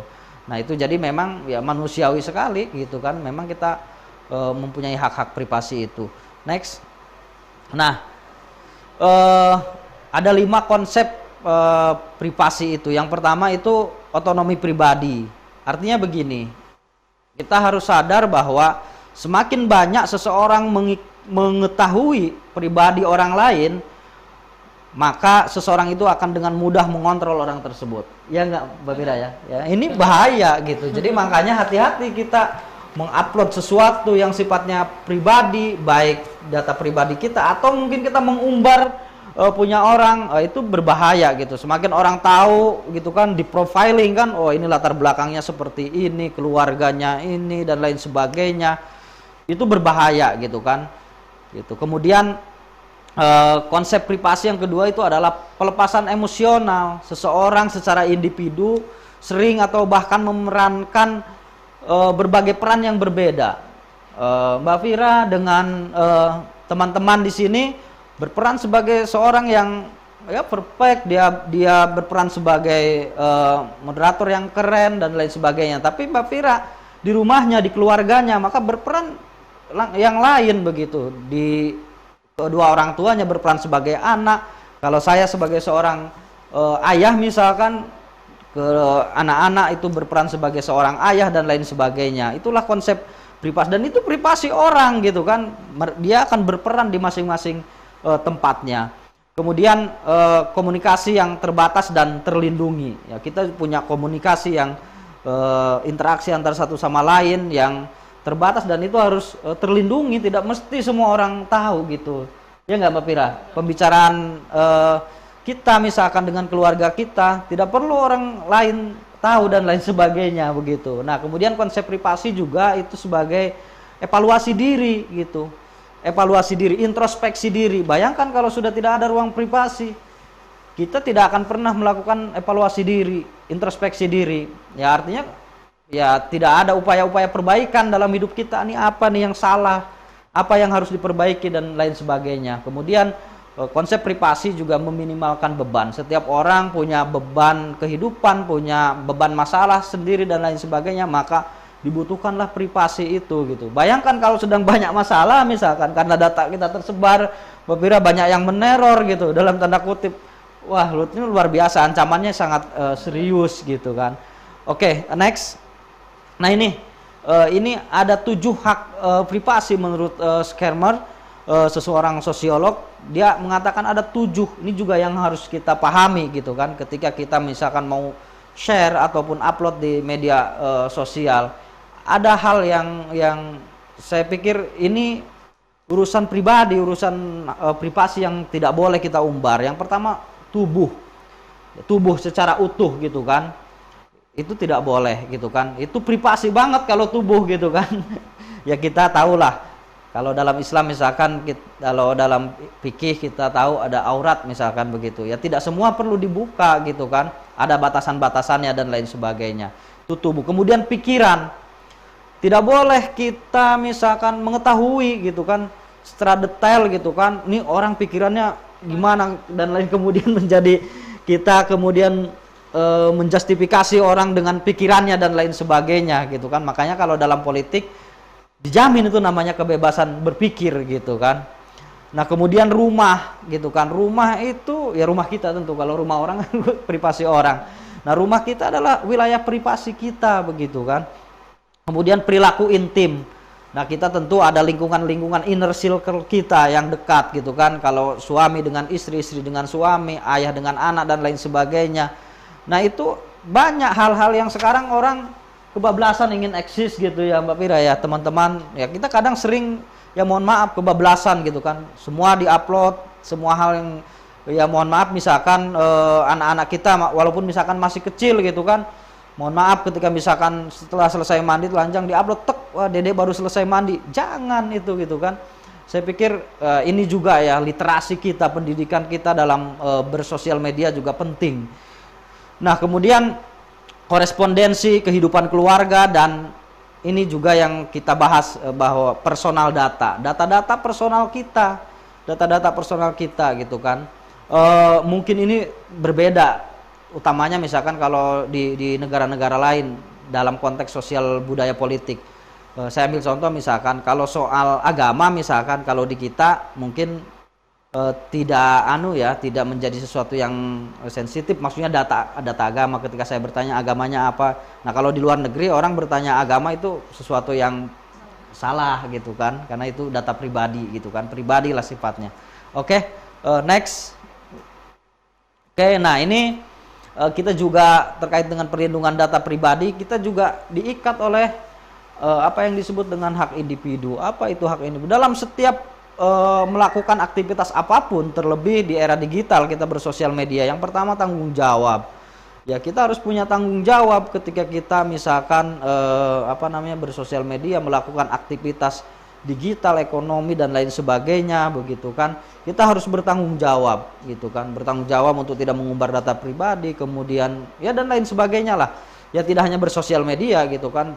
Ambil contoh misalkan ya kita hari ini misalkan sering berbelanja lewat e-commerce dan lain sebagainya, atau pesan makanan lewat Gojek dan lain sebagainya. Lama misalkan kita mengumbar emosi, wah lelet dan lain sebagainya, itu juga ya harus kita hindari lah gitu. Kemudian pengendalian data pribadi, jadi kita betul-betul harus mengendalikan data kita secara pribadi. Tadi disinggung oleh Bu Mutia Hafid bahwa ketika kita biasanya menginstal aplikasi tertentu misalkan, atau apa namanya kita mau meminta approve terhadap sesuatu misalkan, kan biasanya kita sering skip aja tuh, nggak baca ya Mbak Fira ya, misalkan apakah kita setuju, usahakan itu dibaca secara detail ya, saya pikir itu penting juga gitu. Nah eranya kalau sekarang misalkan ada yang baru gitu, ketika misalkan kita ditelepon kadang-kadang mungkin kita males ya ditelepon, misalkan ditawarin asuransi misalkan atau tawarin kartu kredit, kadang kita males, oh iya, nah jangan kalau males lebih baik mohon maaf tutup, jangan misalkan kita balas tapi menjawab iya karena itu direkam. Nah iyanya kita itu akhirnya dimaknai sebagai tanda setuju gitu kan, mereka rekam dan lain sebagainya. Nah artinya kan ini upaya kita ya untuk melakukan mitigasi, karena undang-undang perlindungan data pribadi kan belum ada gitu, baru akan dibahas. Mudah-mudahan nanti akan juga secara teknis membahas soal itu gitu kan. Nah ini itu bahaya gitu kan, tahu-tahu nanti ada ini aja ke kita gitu kan, wah bahwa kita sudah oke untuk mengajukan kredit atau misalkan asuransi dan lain sebagainya. Ini fakta yang terjadi. Kemudian ada struktur kekuasaan gitu kan, ada struktur kekuasaan ya, kita tahu kita hidup di negara yang ya di setiap tingkatan ada struktur kekuasaan dan lain sebagainya gitu kan. Nah kemudian individu versus masyarakat, kita juga harus sadar bahwa kita sebagai individu, kebebasan kita sebagai individu juga dibatasi oleh individu yang lain, oleh sebuah sistem, oleh sebuah masyarakat dan lain sebagainya. Itu hak individu. Nah cakupan hak pribadi di Indonesia itu antara lain sesuatu yang menyangkut diri pribadi seseorang, keluarga, barang pribadi dan reputasinya. Nah ini penting. Kemudian berbuat dan tidak berbuat sesuatu. Nah ini juga privasi gitu kan, urusannya pribadi. Kemudian kediaman pribadi dan komunikasi pribadi, itu soal hak individu, cakupan hak individu di Indonesia. Next. Nah kita mengenal ada data pribadi, kemudian ada data perorangan, nanti mungkin ini bisa dibaca, tapi yang jelas bahwa pemilik data pribadi atau kita adalah individu yang padanya melekat data perseorangan. Jadi sederhananya adalah kita harus bertanggung jawab dengan data pribadi kita gitu kan. Hari ini ya di era yang serba terbuka, era digital, era teknologi dan informasi, saya pikir kita harus pintar-pintar lah menjaga diri, menjaga data pribadi kita. Karena apa? Karena ya tentu juga bukan hanya menyangkut pada kita ya Mbak Fira ya, pada orang-orang terdekat kita, inner circle kita, keluarga kita dan lain sebagainya. Kita juga tidak menutup mata hari ini banyak yang memanfaatkan data-data pribadi itu untuk apa? Yaitu karena setiap orang dengan data pribadinya hari ini, kalau orang itu sudah pernah mengakses internet, sudah berkomunikasi via internet, itu sudah terekam semuanya, perilakunya sudah terekam semua gitu. Nah itulah yang rawan lah untuk disalahgunakan. Next. Selanjutnya. Oke, oh iya sudah selesai. Oke, terima kasih, mungkin itu saja dari saya sekedar sharing buat teman-teman, sahabat-sahabat semua yang hadir di webinar kali ini, urgensi perlindungan data pribadi. Kurang lebihnya saya mohon maaf. Saya kembalikan kepada Mbak Fira. Assalamualaikum warahmatullahi wabarakatuh. Waalaikumsalam warahmatullahi wabarakatuh. Pak Syukron, terima kasih banyak atas informasinya yang sudah dibagikan untuk kita semua. Ternyata panjang banget ya Pak ya, kalau misalkan ngebahas data pribadi, media sosial, apalagi di era digital ini. Kayaknya waktu 2 jam tuh nggak cukup untuk bisa sharing-sharing sama teman-teman yang sudah bergabung, khususnya untuk wilayah Sumatera Utara di sore hari ini.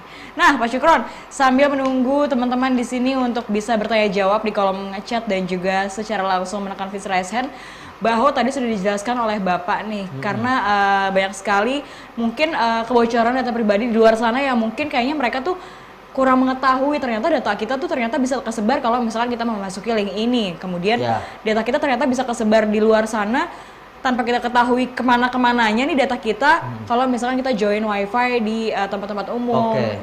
Karena itu masalah yang sangat riskan ya, yang sering banyak banget digunakan oleh teman-teman khususnya anak-anak muda yang apa-apa update off data, kemudian ada wifi umum, kemudian di loginkannya ternyata kita harus bisa memasuki data pribadi kita, ternyata kita nggak tahu nih alurnya kemana data kita digunakan ya Pak ya.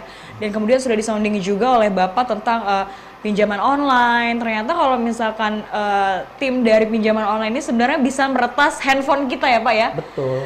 Kayaknya tuh mereka bisa mengetahui nomor-nomor terdekat atau nomor-nomor referensi dari keluarga yang bisa mereka hubungi kalau misalkan kita bermasalah dengan pinjaman online tersebut. Jadi waspadalah, berhati-hatilah untuk teman-teman di sini.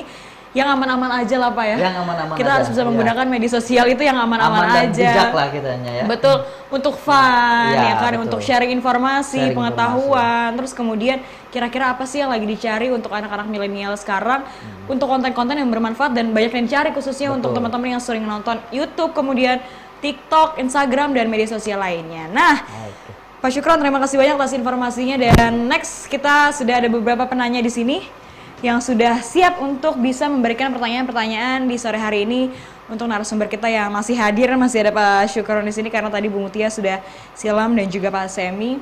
Bagaimana? Baik. Ya. Dan sekali lagi kami menginformasikan untuk teman-teman yang sudah hadir di sini untuk bisa memberikan pertanyaan untuk kita semua ya Pak Syukron ya. Oke. Apalagi karena masih banyak sekali nih yang nggak kita bahas di sini. Betul. Atau mungkin teman-teman pengen bertanya, boleh silakan, insya Allah semoga Pak Syukron bisa menjawabnya nih. Oke, silakan untuk bisa menekan face raise hand, atau mungkin yang malu-malu mungkin Pak Syukron bisa ditanyain langsung aja di kolom chat di aplikasi teman-teman yang sudah hadir di sini di aplikasi Zoom. Oke. Nah, Pak Syukron, sambil menunggu teman-teman yang lain nih, gimana sih kalau misalkan tadi kita agak melencong sedikit nih Pak Syukron tentang bagaimana penyebaran berita hoax itu salah satu kesalahan yang ada di media sosial juga ya, Pak Syukron ya. Mungkin teman-teman yang sudah bergabung di sini, apalagi pas masa pandemi, kemudian mendapatkan berita yang simpang siur tentang COVID ya kan, apalagi khususnya orang tua yang mempunyai grup-grup WhatsApp nih Pak Syukron. Mereka banyak sekali dan gampang sekali akhirnya menerima informasi yang ternyata tidak konkret dan tidak benar atas sumber informasinya nih yang mereka dapatkan. Kira-kira jalan keluarnya tuh seperti apa sih Pak Syukron untuk teman-teman di sini untuk bisa mengingatkan rekan-rekan terdekatnya, khususnya keluarga yang sudah bergabung dan sudah menyaksikan acara hari ini? Oke, saya kira ini problematika kita saat ini, bagaimana budaya kita berinternet misalkan. Orang atau umumnya masyarakat kita itu kan seringkali Mbak Pira, gatel banget gitu kalau ingin nge-share, ingin ya sesuatu yang ya belum tentu itu kebenarannya begitu. Lebih karena ya dia merasa bahwa wah ini memang problemnya ini, sehingga dia dengan emosi yang sesaat gitu dalam tanda kutip langsung share, kemudian seringkali misalkan dibumbui dengan ya ucapan-ucapan, statement-statement yang ya dari emosi itu tadi. Nah, saya pikir itulah pentingnya kenapa kemudian kita tidak hanya sharing tapi juga harus saring gitu kan informasi gitu kan, sharing dan saring gitu kan. Jadi sebelum di-share itu disaring dulu ini informasinya benar atau tidak. Kan sekarang semuanya bisa dikomparasikan, bisa dicari kebenarannya begitu kan. Misalkan kita menerima informasi misalkan terjadi kerusuhan gitu kan, bahkan ada fotonya, ada videonya gitu kan, ternyata foto dan videonya video yang lama dan lain sebagainya. Nah, kita bisa melakukan sharing dan istilahnya tabayun dulu gitu kan, cari sumber yang lain. Kita tidak bisa misalkan hari ini menjadikan satu sumber sebagai sebuah rujukan yang itu paten begitu kan, itu menjadi sebuah sumber kebenaran. Kemudian dengan PD-nya, dengan yakinnya kita share itu gitu kan, dengan itu tadi caption kita yang ya mungkin juga penuh dengan emosional, apalagi misalkan terkait dengan orang yang wah ini beritanya memang terkait dengan orang yang memang tidak kita suka gitu kan. Kemudian beritanya hoax, wah kita sebar, kita kasih caption, nah nanti kena pasal kita undang-undang ITE itu yang berbahaya. Nah ini saya juga ingin mengingatkan, masih baru-baru misalkan sampai hari ini masih terjadi tuh Mbak Fira, sering orang gratis subsidi ini subsidi itu ya di via WA atau apapun gitu. Nah ketika kita klik misalkan websitenya, sumber informasinya ternyata mengarahkan kita kepada kita diminta untuk memasukkan data-data kita, nama, kemudian KTP dan lain sebagainya. Nah ini saya ingatkan untuk teman-teman di sini, sahabat-sahabat di sini, jangan pernah lakukan itu berbahaya. Itu berbahaya karena memang ya banyaknya rata-rata kan ya itu bohong gitu kan. Itu ya semacam apa?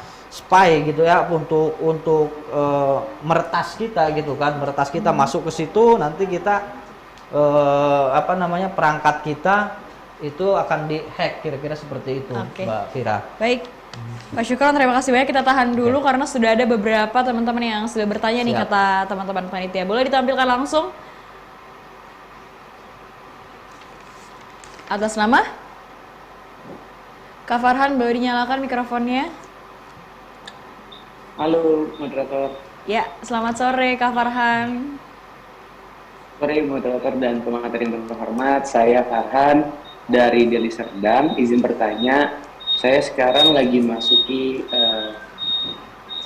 waktu untuk perjalanan masuk kerja. Nah, di mana banyak perusahaan-perusahaan yang pendaftarnya itu melalui online, seperti masukin CV, pun data pribadi dan lainnya. Gimana sih cara kita para pelamar kerja itu untuk mengamankan data pribadi, tapi ada kebutuhan untuk melamar kerja seperti itu? Terima kasih.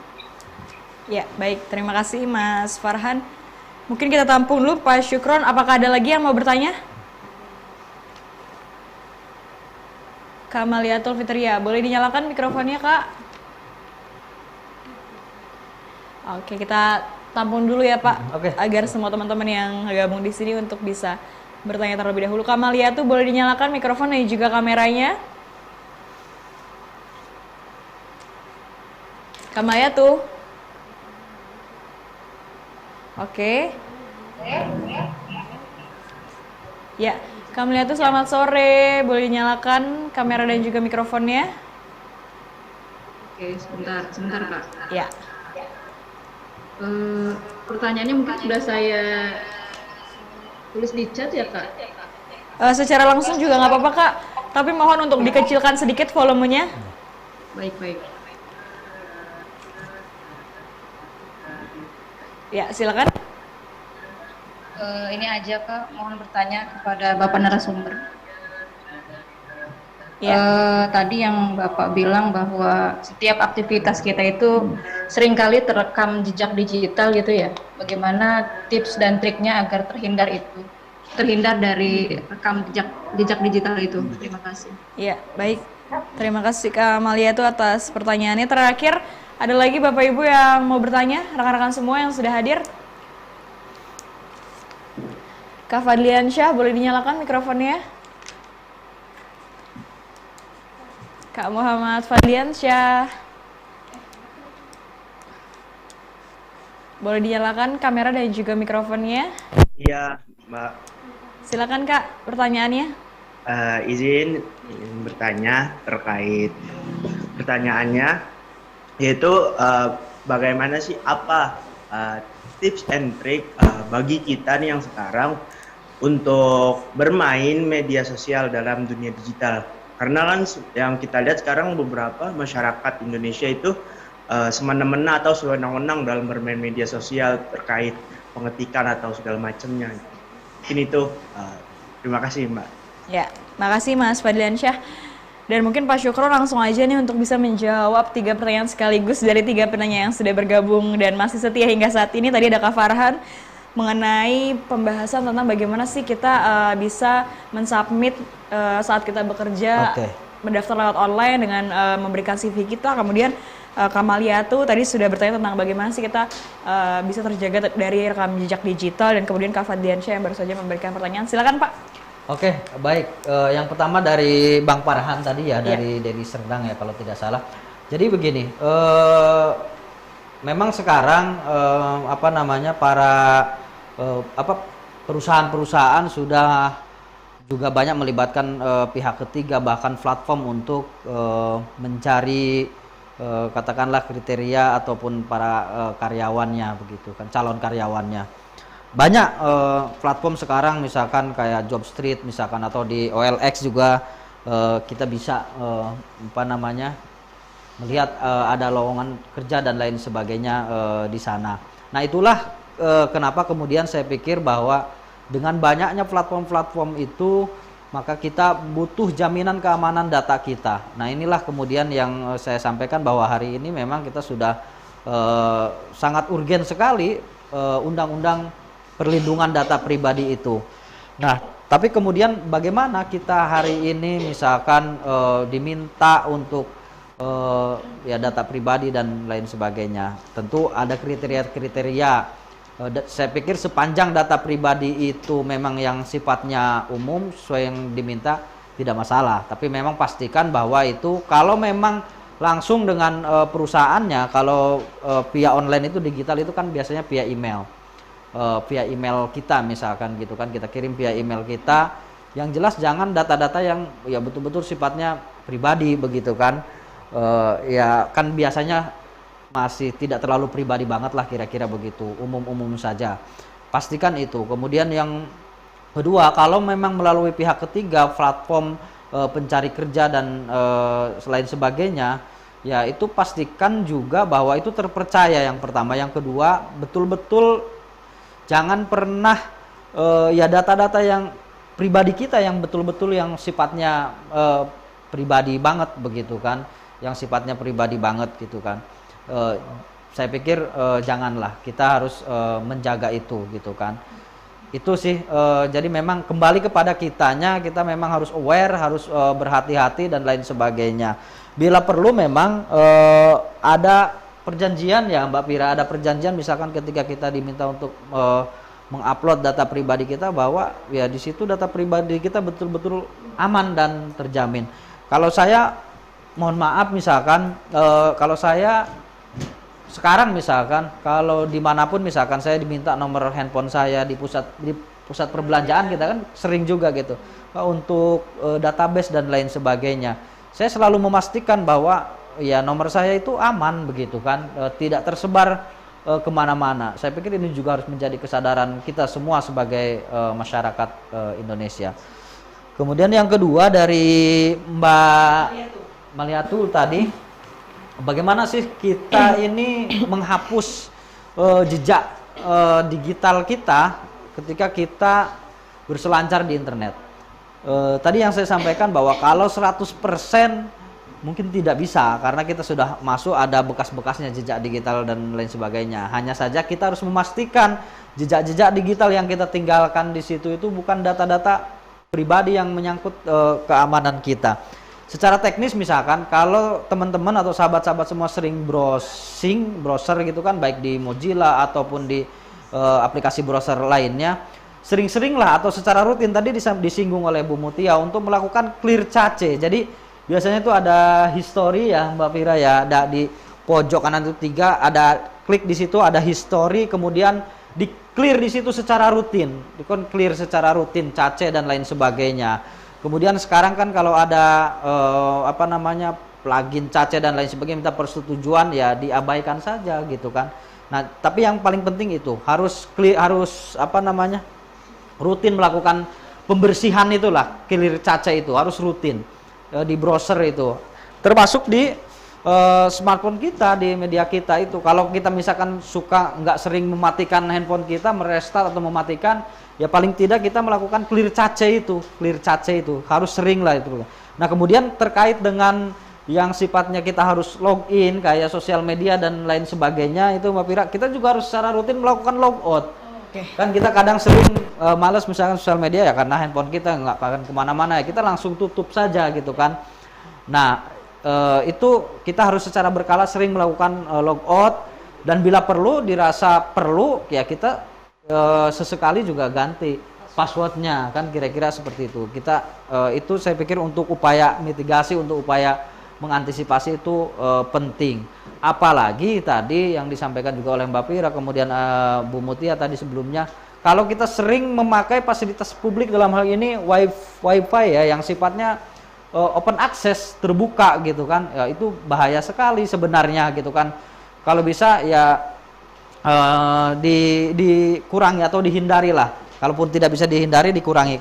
Terutama untuk yang sifatnya memang sangat krusial, kayak misalkan akses ke keuangan kita, ke apa namanya mobile banking misalkan gitu, ke mobile banking ya usahakan jangan pakai wifi yang sifatnya umum, publik, dan itu open access, itu akan sangat bahaya, akan sangat mudah diretas dan lain sebagainya begitu. Makanya ya mumpung ya bukan mumpung ya undang-undang data perlindungan pribadi hari ini belum ada, ya kembali kepada kita saja dulu sementara untuk melakukan mitigasi dan antisipasi itu. Yang terakhir tadi apa ya? Fadliansyah itu tadi pertanyaannya saya juga sedikit lupa ya Bapak ya. Kak Fadliansyah mungkin bisa dipertanyakan kembali atau mungkin sudah silam. Oh iya, terkait dengan perilaku berinternet kita, bersosial media khususnya masyarakat Indonesia.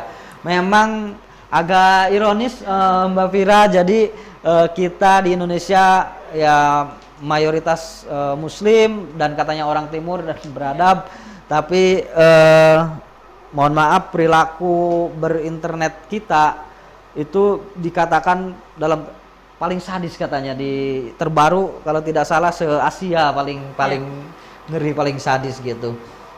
Terakhir kita lihat kemarin ketika ada musibah anaknya Gubernur Jawa Barat Ridwan Kamil, bagaimana netizen kita menyerbu ulasan Sungai Are, ulasannya negatif semua. Yaitu kita prihatin. Makanya kita sebagai kaum intelektual, teman-teman, sahabat-sahabat semua, kita mulai dari diri kita sendiri, kita menjadikan contoh, memberikan literasi pendidikan kepada masyarakat, ke orang-orang terdekat kita begitu, ke orang-orang terdekat kita itu bahwa sesuatu di internet ataupun terlebih di media sosial itu bukan sesuatu hal atau bukan wilayah yang bebas nilai gitu. Ada nilai-nilai, ada kaidah-kaidah, ada etika dan lain sebagainya, sebagaimana kita bergaul secara fisik gitu ya Mbak ya gitu. Jangan pernah berpikir gua kan nggak ketahuan, gua di mana, gua di Prapat sana atau di Medan sana nggak akan ketahuan. Jangan salah bahwa semuanya sekarang terekam gitu kan. Apalagi pemerintah juga sekarang sedang bagaimana membuat data kependudukan itu menjadi satu wadah begitu kan, menjadi satu wadah. Nah ini ya memang di sisi lain menjadi angin segar, artinya bahwa orang tidak akan semakin bertanggung jawab gitu kan, semua kelakuannya terutama di media digital itu terekam gitu kan, terekam. Jangan salah bahwa sekarang alat-alat sudah canggih, ketika kita membuli seseorang apalagi misalkan sifatnya pidana, ya jangan berpikir kita akan aman-aman saja begitu kan. Tapi terlepas dari persoalan hukum itu, saya pikir kehidupan kita di dunia digital juga harus dijaga etikanya, akhlaknya dan lain sebagainya, sebagaimana etika dan akhlak kita dalam pergaulan kita sehari-hari seperti itu. Baik, terima kasih atas jawabannya Pak Syukron, dan semoga bisa terjawab nih atas 3 pertanyaan tadi dari Kak Farhan, Kak Maliato dan juga Kak Fadliansyah. Terima kasih banyak sudah berpartisipasi. Dan terakhir Pak, sebelum untuk perjumpaan kita di sore hari ini, closing statement untuk kita semua yang masih hadir.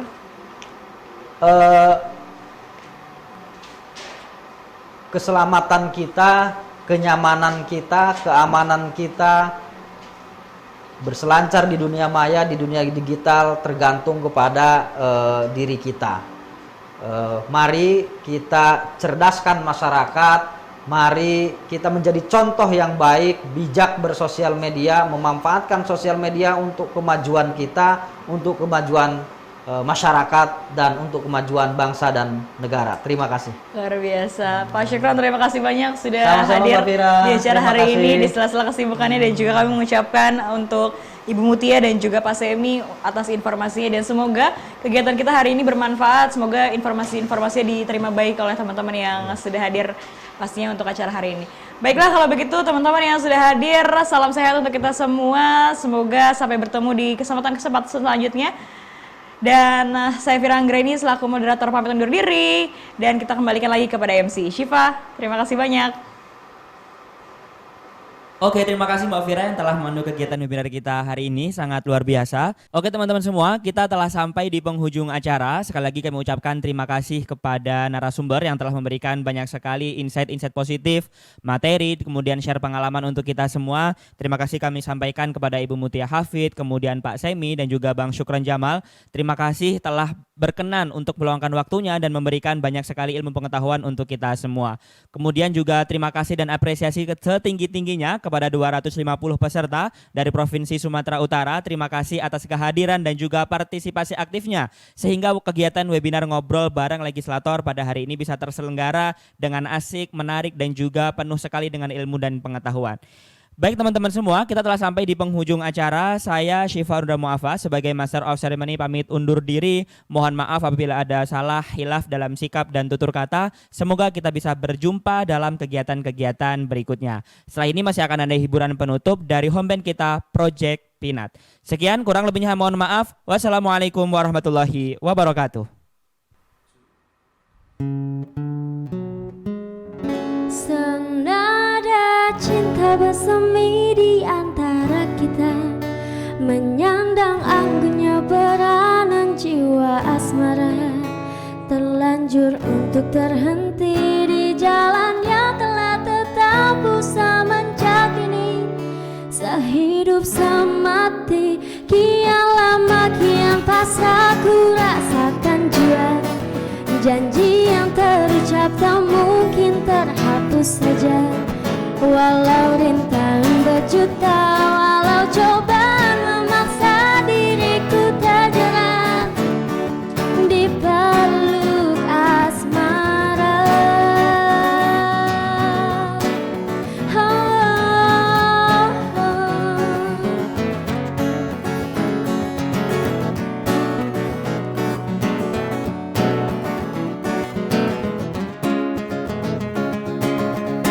Bersama dirimu terbebas dari nestapa, dalam wangi bunga cita, cinta dan bahagia.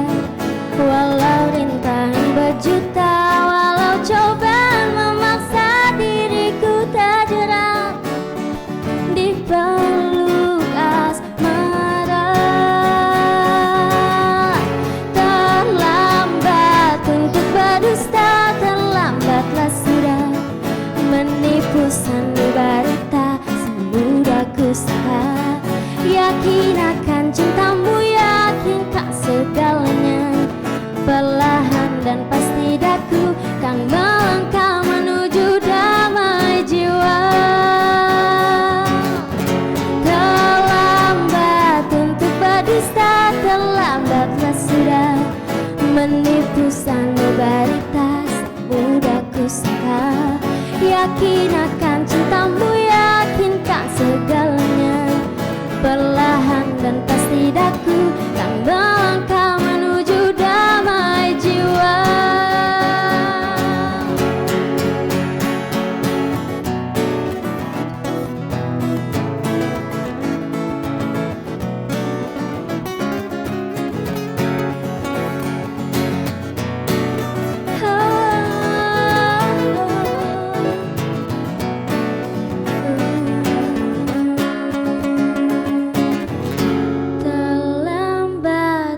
Berdusta, terlambatlah sudah menipu sanubaritas semudah kusangka. Yakin akan cintamu, yakinkan segalanya. Perlahan dan pasti daku kan melangkah menuju damai.